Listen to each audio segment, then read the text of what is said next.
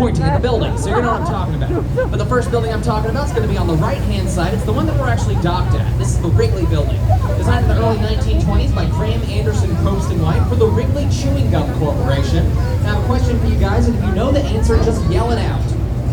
What did Wrigley Chewing Gum originally sell? Here's a hint, it wasn't chewing gum. Anybody know?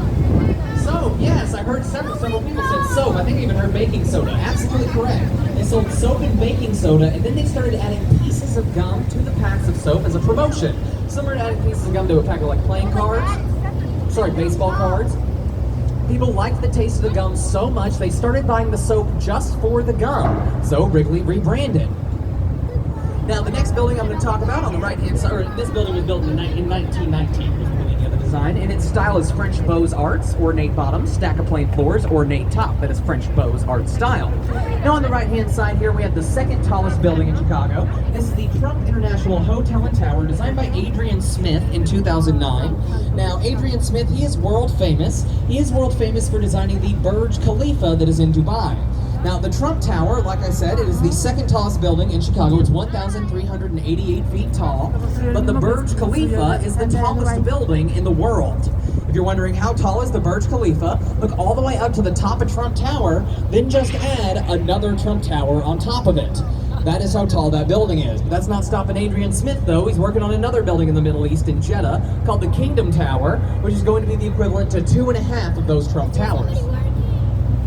Now, just Mies van der Rohe. Now, Mies van der Rohe, very important to the world of architecture. The reason I say that, this black box building right here, to put Mies's work into perspective, before Mies van der Rohe, no building looked like this one.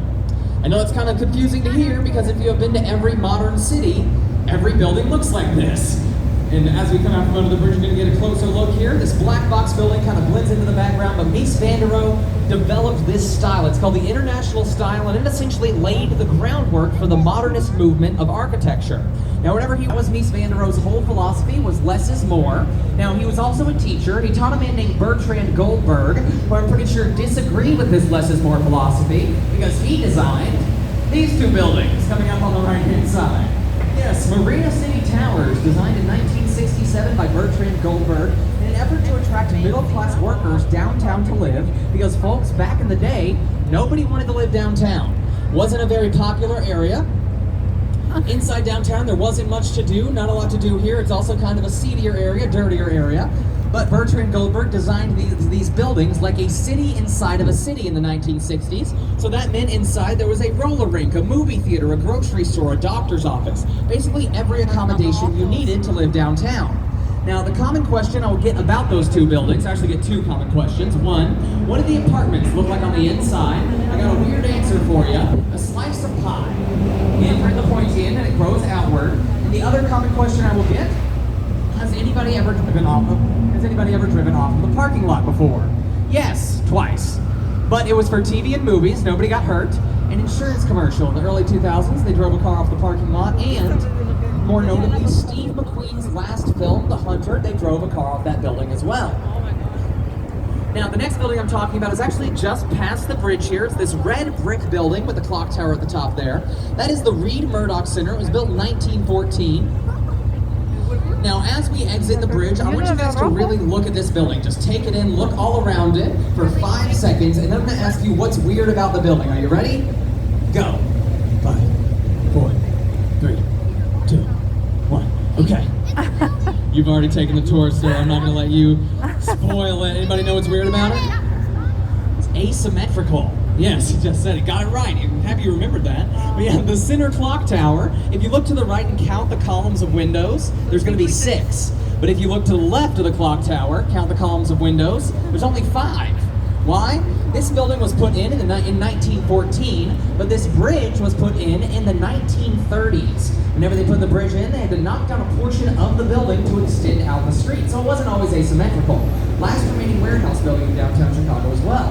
And on the right-hand side here, 300 North LaSalle, designed by Picard and Chilton in 2009. Very environmentally friendly building, made with over 60% recycled materials. Also, would you guys believe me if I told you, no air conditioning units in that building. Now don't worry, nobody's suffering in there in the summer times. The way they cool the building down is using river water. They pump it in through the walls, pump it out cleaner than it already was, but that practice may be halted because it does warm the water, which does affect the wildlife. Now, going back in time again, 1931, the Marshall Field Corporation wanted to consolidate all 18 of its warehouse buildings into one building. If you're thinking 18 warehouses in one building, that would be ridiculously huge. Well, look to the right, you'd be correct. Yes, this is the Merchandise Mart designed by Graham Anderson Probst and White in 1931 for Marshall Field. Marshall Field, better well known today as Macy's. Now, Macy's no longer occupies the building, but it is still used as a warehouse for a corporate office furniture company. Now, whenever this building was first built, it was the largest concrete building in the country. Today it is only number 2. Does anybody know what number 1 is? The Pentagon.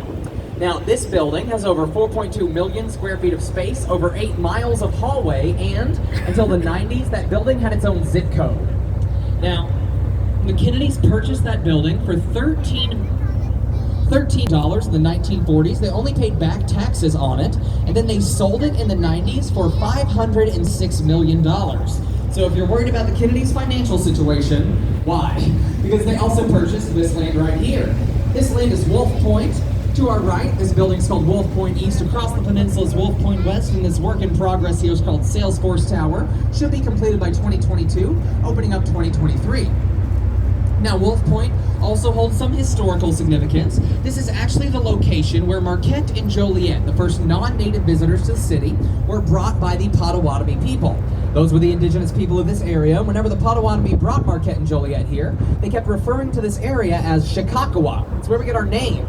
Now, Marquette and Joliet were wrong. They thought they were talking about the name of the land, but what the Potawatomi were referring to was what grew here. Leeks, garlic, and onion would grow here naturally, and in the summers it would become very fragrant, so Chicagowa roughly translates to smelly onions. So take that, New York. You may have the Big Apple, but we're the smelly onion. Something to be proud of. Now, ahead of the boat, just past the bridge, I'm sure this building has caught some of y'all's eye with a very small base. That is 150 North Riverside, designed by Getchin Partners in 2017. Now, for the longest time, the land this building sits on was not getting developed. That is because it was too small. There is a river on this side, train tracks on the opposite side. So Getchin Partners had the nifty idea in 2017, let's just do a small base that grows outward. Now, the way that this building is possible, as we come out from underneath the bridge, you're going to see in the slanted glass and going all the way up the side of the building these wide-set silver I-beams. Those silver I-beams going on the side of the building, those are made of the world's strongest steel developed in Luxembourg. Also, that building is equipped with something called a mass damper system. At the very top on the inside is 4 giant tanks of water on a set of wheels. Those water are filled with over 166,000 gallons, and if the wind blows that building in any direction, those wheels send those giant water the opposite way, counterbalancing that wind resistance. It's a counterweight system. Now, just past the bridge on the right-hand side, you're going to see the Boeing building. Now, this building is built on top of Amtrak train tracks. So the Boeing Corporation does own this building, but they actually have to lease the air that the building occupies. That is because in the United States, we have something called air rights. If you purchase property here, you own all the air above it, so nobody can develop on top of you. So Boeing does have to lease the air that they occupy from Amtrak.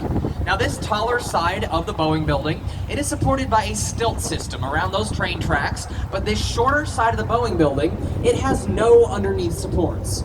That is because that shorter side is built on top of switching tracks, which just take up too much room. You couldn't put a stilt system under there. But that side of the building has no underneath supports. No stilt system, no foundation, nothing underneath it. That is because that side of the building is not standing at all. That side of the building is hanging. Now, I can prove this to you as we are coming out from underneath this bridge. It's going to take a moment. Look behind the boat as we come out from underneath at the very top of the shorter side of the building. What you're going to see as we come out from underneath the bridge there, at the very top of the shorter side, you're going to see that large white X. Y'all see that? If you can't, I will simulate it for you. That's what it looks like at the top of the building. There are 5, that is called a truss. It is gripping the top of the building like this. If I were to hold a cup from the top like that, and there are 5 of those trusses, one after the other, gripping the top of that building and suspending it over those switching tracks, making it to the point where you can actually run your hand underneath a part of the shorter side of that building.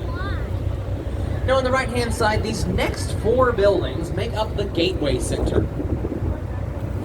Now, coming past past the bridge, these first two completely identical buildings designed by Skidmore, Owings & Merrill. All of these were designed by the firm of Skidmore, Owings & Merrill. They did have some specific architects involved. Now, these first two, like I said, these next four make up the Gateway Center. The first two, that is Gateway 1 and Gateway 2. That white one to our right, a little bit further ahead, that's Gateway 3. Anybody want to guess the name of that green glass one? Stephanie. No, it is Gateway 4. Yeah. Now, the first two, like I said, identical, not Mies van der Rohe buildings. Now, I know they look like his. They're international style. The only ornamentation you're going to find on an international style building, these were designed by students of his, and there is a little bit of ornamentation, is actually in between the windows. Now, you don't have to look behind the boat because this twin is actually directly in front of us. Yes, you're going to see these little embossed I-beam lines. Kind of hard to see at night, but those little bumped up lines serve no structural purpose. They are just meant to draw your eye upward, making the building look taller. Now, moving on to Gateway 3, that white building on the right-hand side. Fun fact about it, it didn't used to be white. Yeah, it was clad in precast limestone paneling, something very cheap and easy to replace. So Skidmore, Owings & Merrill said, let's get rid of that boring old gray color, that's what it used to be, and move to the ever more exciting white. And that is what they did. If you want to see that before coloration, it is on the bottom floor. That did not get changed. And then on to Gateway 4, that curved green glass building, designed by James DeStefano. Whenever James DeStefano was asked, why didn't you put any ornamentation on your building? He said, I did. I covered my building in green mirrored glass so that all the surrounding buildings would become my building's ornamentation. And now, folks, I want you guys to keep your gaze up and to the left. You can see it right now. But as we keep going down the river, I'd like to introduce this next building. Like a giant professional wrestler. It's going to start emerging between these two lighter colored buildings to our left. So if y'all humor me for just a moment. Standing at 1,456 feet, designed in 1974 by Bruce Graham and Fazlur Khan. 110 stories, 16,100 windows. It's the WILLIS Tower. Say it with me, everyone. The Sears Tower. Yes. A few of you are picking up what I was putting down there. Now, I know I just rattled off a whole bunch of information, but don't worry, I'm going to do it again, but slower. This building was built in 1974 by Bruce Graham and Fazlur Khan. It's 1,456 feet tall, and until 1996, it was the tallest building in the world. Now, Fazlur Khan, considered the Einstein of modern architecture, developed the way that that building was constructed called a bundled tube construction pattern. Best way I can describe that is that it is not one structure, but 9 75-foot tubes or boxes all bundled together into one. That makes it very wind resistant. That building does sway 18 inches in either direction on a windy day, a whole 1.5 feet. Now, I can prove this to you. It takes some work, though. You got to go to the top floor on a windy day, go into the bathroom, and then look into the toilet. What you will find is water sloshing around back and forth as the building gets pushed on a windy day. Now, if you carry your eyes up to the very top, you're going to see lit up orange, one of the two bright white antennas. Now, it's lit up orange right now. But I have a question for you guys. Yes or no? Just yell out your answer. It doesn't matter if it's correct or not, but yes or no. Do those two antennas on top of the Willis Tower, it is called Willis, do those two antennas contribute to the height of the building? No. That is because, now it's a difficult question. I understand why a lot of people said yes. Because it depends on the antenna. Now, those are radio antenna. They serve a specific mechanical function, so they were not included with design, so they do not count towards the height of the building. But if you have a spire on top of your building, literally just a decorative stick, a good example of that would be on top of the Trump building, that does count towards the height of your building, so it depends. Now, fun fact about those two antenna, a few years back, as a publicity stunt, the radio antenna on top of the Sears Tower, as a publicity stunt, they had them get married. Yes, a nice little ceremony for those radio antenna. The wedding was related. Nice. I'm done, I promise. Now, on the right-hand side here, you're going to see the Chicago Mercantile Exchange Center. Once used to trade agricultural futures, this center here, that was the main trade floor. Now, this main trade floor, it is supported, the entire weight of it is supported by the two outside towers. That is because the weight of the building could not be held up in the center of it because you could not have any load-bearing structures on a trade floor. Couldn't have any poles in the middle of the room. That is because on a trade floor back in the day, whenever you were trading, it was similar to trading stock. You used hand signals from across the room, so you couldn't have any view obstructions from your partner. Now, on the right-hand side, we have an often favorite on the tour. This is the Civic Opera Building. Designed in 1929 for a man named Samuel Insull, a millionaire. Now, this is known colloquially as Insull's Throne. If you look to the very the story goes he built this building for his opera singing mistress, who had gone to New York to make it big, and New York said no thanks. You don't have talent, hit the bricks, we don't want you. So, she came back to Chicago furious, and he built her this massive theater with the back facing the east as an insult to New York and to New York theaters. Lesson in humility time, a little bit of karma. Don't try to make fun of an entire city. 3 months after that building was built in 1929, if you are familiar with that year in American history, something bad happened to Samuel. The stock market crashed. Yes, and Samuel Insull lost everything. 3 months after that building was completed, he was found later in the French subway system with only 89 cents in his pocket. No opera singing mistress. Now that building is home to the Lyric Opera and over 3,000 seat theater. Now on the right-hand side there, you're going to see the Bank of America building, one of the newest buildings in Chicago, so not a lot of history behind it, but it is designed by Getch and Partners. Now Getch and Partners, you have heard those names before, because they designed the building that is ahead of us on the left, 150 North Riverside, the one with the very small base. Now as we get out from under the bridge, coming up on the right-hand side, you're going to see a very historically significant part of Chicago. Just a heads up, it's not the Starbucks. That's the first thing you're going to see on the right-hand side. But we do have an interesting connection with Starbucks in Chicago. The first Starbucks built outside of Seattle was actually built here, and the world's largest Starbucks is here. It's called the Roastery. It stands at 4 stories tall. But on the right-hand side, this is the actual historically significant area I wanted to talk about, this red brick building. Now, I don't want to talk about the building itself. That's the Great Lakes building, built in 1912. But I want to talk about the land that this building sits on. The land this building sits on was once home to a building called the Wigwam Convention Center, where in 1860 an Illinois lawyer was officially nominated for the presidency of the United States. 1860, Illinois lawyer, everybody want to guess who that was? Yes, Abraham Lincoln. Now, I asked that on every single tour, who was it? And about 3 out of every 4 times, someone will always yell out, Obama. They always will, I cannot help it. Abraham Lincoln, he was here in the 1860s. Obama came here in 1988. So yes, if you were curious. Now on the right-hand side here, you're going to see this curved green glass building. That is 333 West Wacker, designed by Cohn Pedersen and Fox in 1983. They used a method in architecture called contextualism. Contextualism is an architecture whenever you design a building within the context of its surroundings. Now the best way I can describe that, the river is bending right here, so this building is bending with it. Now, fun fact about this building, raise of hands, has anybody here seen the film Ferris Bueller's Day Off? Bueller, yeah, several people. You know the scene where he's dancing in the parade and his dad looks down from his office building? That is where his dad works. That's his dad's office building in that movie. Now, if you're thinking, Zach, nuh-uh, Ferris was not dancing on that street. I've seen that movie a million times. He was not dancing away there. Well, the first thing I'd probably say to you is calm down. Second thing I'd say is you're absolutely correct. He was not dancing on the street in that movie. He was dancing 6 blocks away on Dearborn. They just edited it together. It's the wonderful thing of movie magic. Now, speaking of movie magic, if you keep your eye line with the boat, you're going to see the Riverwalk. Now, this is our Riverwalk, completed in 2016, 8 different sections, all with their own theme. But why I mentioned movie magic and the Riverwalk, as we get out from underneath this bridge, attached to the wall of the Riverwalk, just past the bridge, you're going to see a large gray box with what looks like a big black screen on the front of it. That is the world's largest projection system, and if it were 7:30 p.m. right now, I would say avert your eyes, because it would be projecting the world's largest art display onto the merchandise mart.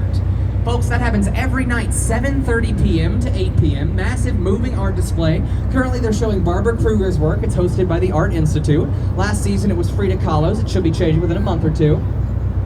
Yes, it is an amazing, massive, moving art display, and that's going to be happening just about 45 minutes after y'all get off the boat tonight. So if you guys want to check it out, you can just come down here on the Riverwalk and check it out. Now, this section of the Riverwalk, its theme is fishing. You can fish off of those little docks there. Now, I will say we have 70 different species of fish in the Chicago River. I would not eat any of them. I say that with such seriousness because I have been on the Chicago River and seen a man catch, scale, and fillet a fish, then take it with him, pretty sure to eat it. Don't want to see that happen again. The Chicago River was very, very, very, very, very, very dirty. Now it is very, very dirty. Do not eat the fish. But I will say, thanks to environmental efforts, they say by the year 2030, we should be able to actually swim in the Chicago River. Now, I'm going to give it a few more decades, maybe by the 2060s I'll be ready. Now, keeping on the theme of the river, you may have noticed we've been going underneath a lot of these guys, these bridges here. Now, these bridges, they're called so on Wednesday or Saturday, if you're downtown in the morning, you will see the bridges lifting up. Now, I know what you're thinking, Zach, that's all well and good, but please tell us, please, what is the color that the city of Chicago calls the color they paint the bridges? Well, calm down, people, I'll tell you. It's Bordeaux. I know nobody asked that. That's my favorite fact to tell the tour. I don't know why. Now, just past the bridge on the right-hand side, you're going to see 77 West Wacker, designed by Ricardo Bofill in 1992. Postmodernism is the style. Postmodernism is mixing the old with the new. Greek and Roman influences mixed with the modern style. You can see at the bottom there, a Greek pediment above the windows. That's what that pointed thing is. And then in the center, that's a Roman archway. Carry your eyes up, steel and glass. That's the modern side. And then at the very top, doesn't it just look like the top part of the Parthenon? That's postmodernism for you, and just an example of how beautiful a building can be in Chicago. And then we have 55 West Wacker, which is an example of brutalism in architecture. Está bonito. People will often ask, Zach, what is your favorite building on the tour? And I will often disappoint them by telling them 55. Yes. The reason it's my favorite is because whenever you're designing a building in Chicago, what are you trying to do? Design the most beautiful building you can, right? Most functional, beautiful building. Not with brutalism. With brutalism, you're intentionally designing a building to look overbearing, intimidating, and yes, intentionally ugly. Kind of like that ugly duckling aspect of it, especially because it is located right next to one of the most beautiful buildings in the city, popularized by Russian government buildings of the 1960s. Now on the right-hand side here, this darker clad building, that is the Leo Burnett building, home to the Leo Burnett Advertising Agency. Now you may be unfamiliar with that name, but I know you're familiar with at least a few of their characters they brought to the world. I'm going to list off a few for you. Tony the Tiger, Snap, Crackle, and Pop, Ronald McDonald, Charlie the Star-Kissed Tuna, the Jolly Green Giant, the Marlboro Man. They even wrote the Meow Mix theme song, you know. Meow, meow, meow, meow, meow, meow, meow, meow, meow. I won't do the whole thing, don't worry. But we do have visual for that. Now on the right-hand side, you're going to see this lit-up Morton's the Steakhouse sign on the corner of this red brick building. I want you to look past the red brick building. You're going to see a green terracotta-clad tower, and then more notably at the very top, it's Golden Clock Tower at the very top there. That is the Carbide and Carbon building, designed by the Burnham brothers in 1929. It is still a functioning hotel. Whenever they first designed that building, they designed it to look like a giant champagne bottle in 1929. Now this is funny because this was also in the middle of the Prohibition. Yes, they designed it as a protest against the outlawing of alcohol in the United States, and you'll never guess where they got that idea, over a bottle of champagne at a New Year's party, an illegal bottle, I should know. Now on the right-hand side there, you're going to see a tall, skinny, white tower. That is the Mather Tower. Designed in 1928, whenever this building was first built, it was the tallest building in the world. For 2 weeks. Yeah. And then it got usurped. Now, right next to the Mather Tower, you're going to see the modern side from the London House Hotel. The reason I say the modern side is that the London House also bleeds into this older-looking building on our right. This is the London Guarantee Building. Originally built for the London Guarantee and Accident Company by Alfred Alschuler in 1924. It is also French Beaux-Arts style. French Beaux-Arts, once again, ornately decorated bottom, stack of plain floors, then an ornately decorated top. That's French Beaux-Arts style. Now, talking about that ornate top, coming into view, you're going to see that little structure, that little tiered structure there. That is actually called a tempiety. It means small temple in Italian. And if you have a sweetheart you want to get engaged to, you can go up there for $10,000. But hey, they give you a lot. They give you a nice little kneeling place, they pop a fancy bottle of champagne, and that's it. That's all they give you. Yeah. My one word of advice, if you do decide to go up there to propose, make sure the person you're asking is going to say yes. Yeah, maybe swing it by them first, I don't know. Now, coming out from underneath the bridge, on the left-hand side, you're going to see this limestone-clad building, and lit up at the very top, it's very ornate ornamentation. Now, that is the Tribune Tower, designed in 1922 by Howells and Hood for a contest hosted by the Tribune to design the world's most beautiful office building. Whoever won got their building built, and Howells and Hood won with their neo-Gothic design. Now, neo-Gothic, you can tell, with the flying buttresses and cathedral-like ornamentation, mirroring the European Gothic cathedrals such as Notre Dame in Paris. Now, going back over to the right, you're going to see this red or brown brick building that says Hyatt Regency. Then as we further go along, you're going to see another shorter brown brick building. These two brown brick buildings make up that Hyatt Hotel. It is the largest hotel in Chicago. It is also the largest of the Hyatt hotels. Now I want you guys to look at the shorter part of the Hyatt, that shorter brown brick building, and now I want you to look behind it. You're going to see a very tall white building with the black lines going down with the red dot lights in the corners. Y'all see that? That is the Aeon Center, but it's gone by a few other names. The Standard Oil Building, Big Stan is one of my favorites, but also the $80 million mistake. The reason it's called that, Edward Durrell Stone originally clad that building in fine white Italian Carrara marble tiles. Finest marble you can get your hands on, the same marble used to sculpt Michelangelo's David. Now this may contradict something I said before, but has anybody here been to Chicago in the winter time? Raise of hands. Yes, if you have, you know it gets rough. In 2019, we were colder than the surface of Mars for several days. That is not a joke, we were negative 60 with a wind chill. That tile couldn't take that harsh weather, it began to crack. They did not want it to fall off the building, so they reclad the building completely in North Carolina granite. It cost $80 million to do, about half as much as it cost to build the building in the first place. Just goes to show you folks, you can't take marble for granite. Another one! I said I was done, but I'm never done. Nobody's safe from the puns. Now on the right-hand side here, you're going to see these two darker buildings, and I actually want you to look in between them. In between these two darker buildings, you're going to see the white undulating balconies going up Aqua by Jeannie Gang. Now, it is the one that we are currently passing, once again, in between these two darker buildings. Now, Jeannie Gang, she is a Chicago local. And whenever Aqua was first designed, it was considered the most beautiful residential tower in the world. Lady Gaga actually owned the penthouse to that building. And raise of hands, has anybody here seen the Jason Bateman Netflix series Ozark? Yeah, if you have. The very first episode, something very unfortunate happens to a man on a balcony. That is one of those balconies. Yeah. A fun fact. Now also, more notably, whenever that building was first designed, it was the tallest building in the world designed by a lead female architect. Now, it is no longer the tallest building in the world designed by a lead female architect. I know, bummer. Just kidding, folks. It's not a bummer, because Jeannie Gang went wild this past year and broke her own record with this wavy blue building on the right. Yes, this is another building by Jeannie Gang. It is the St. Regis, 1,198 feet tall, now the third tallest building in Chicago, and the tallest building in the world, designed by a lead female architect. It is a luxury apartment and hotel, so folks, get excited. The apartments are currently getting occupied, and the penthouse is still available for $24 million. And that is for something called raw space. If you're familiar with that term, that means concrete walls, concrete floor, concrete ceiling. So basically you're going to have to spend another 10 to 20 million just putting walls in. And now folks, I'm going to sit down now because I'm not going to talk about what's around us, but actually what's underneath us, the Chicago River. Now if I were to ask you guys, just point for your answer, in what direction does the Chicago River flow? From the river into the lake? I am so sorry you are incorrect. But I'm going to give you another chance to get a question right. It flows from the lake into the river, but was that always the case? No, we reversed the flow of the Chicago River in the year 1900. I don't know why I said we. I was not part of the project. But here is how and why we did that. Back in the mid-1800s, the Chicago River, to put it lightly, was super gross. We were dumping a lot of stuff into it. Human waste and garbage, massive amounts of animal waste and animal carcasses from the stockyards, and industrial waste, chemicals from the factories were getting dumped into the river. The river was so filthy, it self-ignited twice. That means it set itself on fire 2 times. Also, there is photographic evidence of chickens being able to walk across the crusted over grime of the river.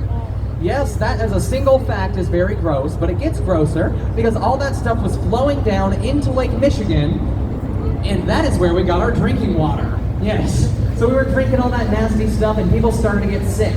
Cholera started to pop up around the water supply, a waterborne illness, very serious issue. So they developed something called the Illinois Water Reclamation District to solve the problem. Well, I'm sure at the very first meeting of that group, the really quiet guy said, hey, maybe we should just stop throwing stuff in the river. Then the really loud guy said, let's reverse the flow, and they went with his idea. It sounded cool.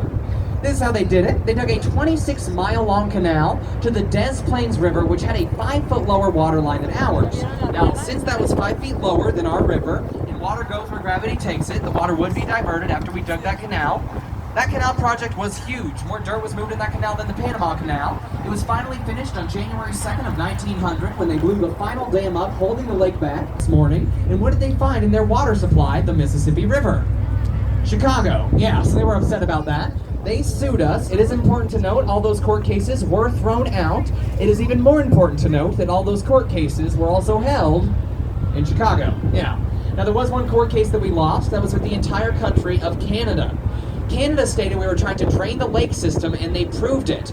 They said within 500 years, we would drain the lake system 3/4 of an inch.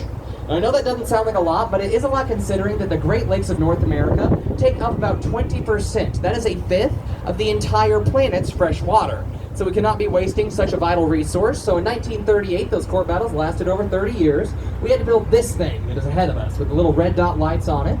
That is the Chicago Harbor Lock, and it controls the flow of the lake into the river. You're going to get a better view of it as we start to turn around.